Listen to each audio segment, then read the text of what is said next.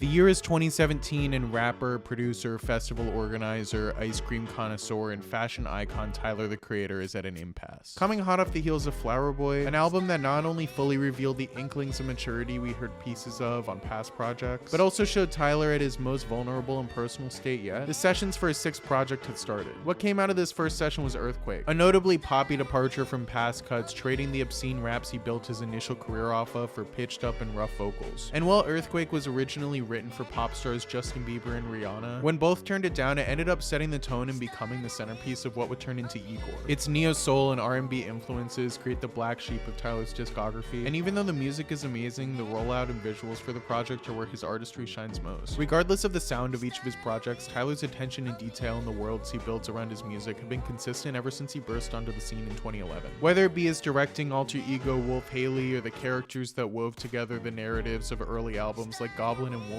Tyler's used his music as a way to build out his other creative outlets. And this is something that continues today with his luxury golf-weighing offshoot, Golf LaFleur, which launched in conjunction with his 2021 project Call Me If You Get Lost. While these worlds have always been present, they've never been brighter, deeper, and more realized than in IGOR. Where Flower Boy showed him at his most personal, Tyler performed most of the IGOR era in character, with bright colored suits and bob wigs and big sunglasses. The world of IGOR is saturated and surreal with retro talent shows and endless ladders. And while 3 long-form music videos were put out post-release, in the lead-up, Tyler dropped 4 video teasers giving us a peek at what would be his most divisive work. The synth-heavy production he's known for is still present, but his use of sampling and the emphasis on chords led to his most textured work to date. The rollout only lasted 10 days, but fans were immediately hooked by the breadcrumbs, and the short lead-up scored him his first #1 album over DJ Khaled's Father of Assad. And in a sign of growth, when Khaled labeled IGOR mysterious music and called his numbers into question, Tyler answered with silence. Paired with his travel ban to the UK being lifted and his first British show since 2015, IGOR proved that the maturity of his previous project wasn't just a fluke. If the Flower Boy era was Tyler growing up, IGOR was him spreading his wings. Tyler brought fans into IGOR's world through his merch releases of Vote IGOR buttons, mimicking his iced out lapel pins, and wigs and Halloween costumes. He's no stranger to setting fashion trends, with the look of Flower Boy being infinitely more influential than the sound, but the influx of IGOR cosplays and talent show performances since its release have been staggering. IGOR released to widespread critical acclaim, further proving his artistic growth post Flower Boy, but his sonic departure didn't stop his Grammy win for Best Rap Album at the 2020 show. Tyler made no artistic sacrifices with his performance, translating the world from his rollout to the stage with body doubles and burning houses and Boys to Men. And that's why the world of IGOR has resonated with fans so much. It feels like something only Tyler could pull off. Tyler, and by extension his collective Odd Future, cemented alternative hip-hop into pop culture, and they remain some of the most influential artists of my generation. As they've grown up, their work has matured, but the cornerstones of what brought them here still remain. Tyler's still that kid from California sketching his ideas and producing his own beats, but the industry is finally starting to catch up to him. As Tyler's Call Me If You Get Lost era has come to an end, it's easier to look back on how amazing IGOR was. Every set piece, every costume, and every live performance was so intentional, and the way he built out his world bled into his next era's high-budget stages. Even though the suits and wigs have been traded for ushankas and luggage, IGOR's impact on Tyler the Creator's career and persona made a lasting impact on not only his music, but hip-hop as a whole. Thanks for watching, consider subscribing, and let me know down in the comments what your favorite track off IGOR is. I'll see you in the next video.